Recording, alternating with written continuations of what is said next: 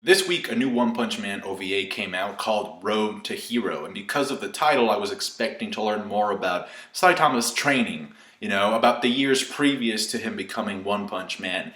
And that was not the case. That's not what we got in this OVA. The OVA, for the most part, is a very basic story about how Saitama ended up receiving or getting his suit. And he's telling this story to Genos, as it turns out. Saitama was friends with a tailor, and the shop was constantly, under extortion. Saitama beats the bad guys up. There's like very little action in this. In fact, every time Saitama gets serious, the camera cuts away or it cuts to black and we don't get to see shit. Once the extortionists are taken care of, the tailor, who is Saitama's friend, and by the way, this is all happening like while Saitama still had hair. So the tailor is so grateful that he ends up giving Saitama the suit that we know of now, the yellow jacket with the red boots and gloves. I liked the last 5 to 7 minutes of the OVA, but the rest of it to me was just kind of meh. There's a scene in this episode where we see Saitama watching the TV scratching his ass.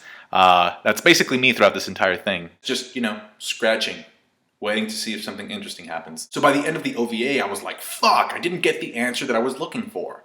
How did Saitama get so fucking powerful? It's like, are they saving that concept for like a movie?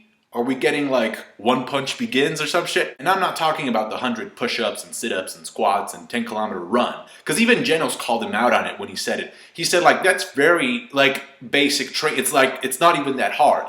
The training does not actually explain how you're this fucking beast. So the only way that explanation works is if you think it's just a gag. It's like a comedy thing and it's like, it's never going to be explained. And that's another question altogether. Like, should this phenomenon be explained? Or should we just laugh it off? Well, do I think it should be explained? Not really. I'm okay with not knowing, but I got really interested in whether or not there was an actual explanation, so I researched it. Please correct me if I'm wrong, if you're a manga reader, but my understanding of it as of right now is that there's not a definitive explanation, but there are a crap ton of hints. My investigation led me to go back to episode 3, in which Saitama is fighting Carnage Kabuto, who just so happens to be a beetle.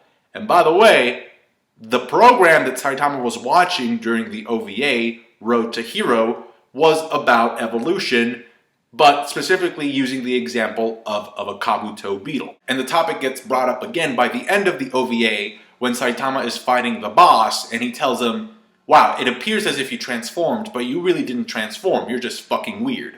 I know about transformation. So transformation is key. And I don't just mean a physical transformation, I also mean a mental transformation. And this is supported by Saitama when he's explaining like his training sessions to Genos. And he says, I did the push-ups and the sit-ups and the squats and the kilometer run, but I also, I would eat just only a banana for breakfast and I wouldn't turn on the AC. So we're talking about a mental transformation that is obtained through discipline as well. Right? And listen, I'm not knocking like the 100 push-ups and sit-ups and shit, because I know that's hard work, especially doing that shit every day. I know. It's just the fact that it doesn't justify how beast Saitama is right now. I mean, I'm pretty sure that was a huge part of it, right? Because he did say like, oh, my shoulders would crack. Like, I even had internal bleeding. And by the way, the stuff that I'm talking about is all part of episode 3. In that same episode, Saitama says, you work out like this until your hair falls out. So to me, when he lost his hair, that's like the pivotal moment. That's like the peak. That's when the amount of mental and physical discipline and strength build up to such a degree that it made him like, boop. It just made him what he is right now. So my question is, do we have like a panel, some written or drawn evidence of how he lost his hair? What was the process like?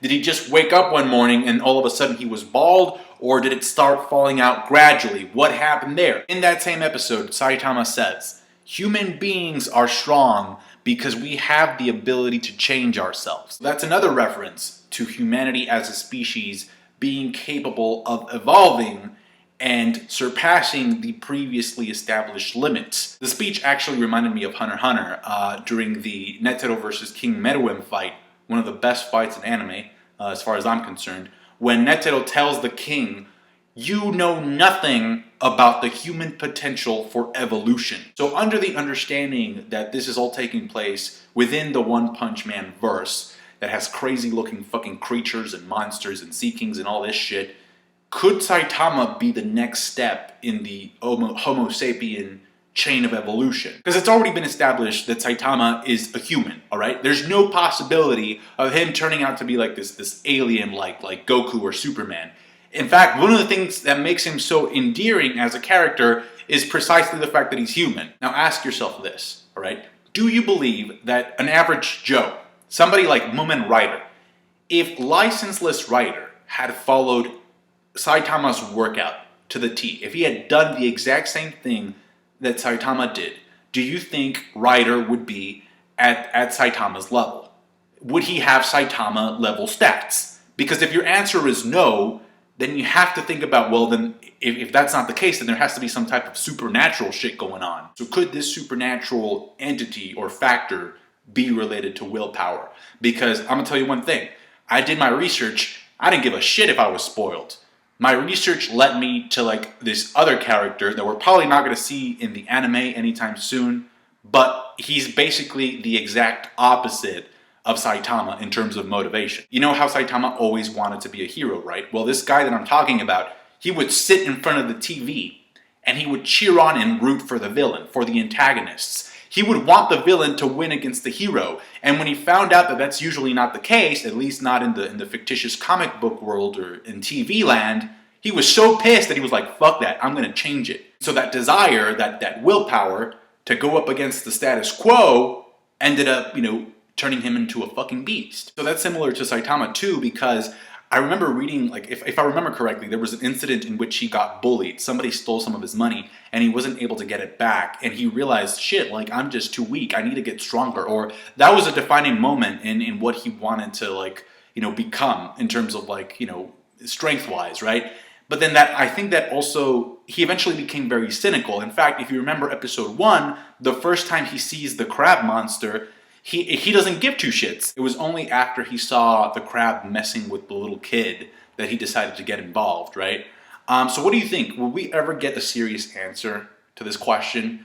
How did Saitama, what is the true source of Saitama's power and strength? Because as of right now, like, a lot of it is clouded in mystery. And I can tell you right now, I can already see the matchups and the crossover battles coming. They're going to have him fight Superman and Goku, and the fanboys are going to go crazy.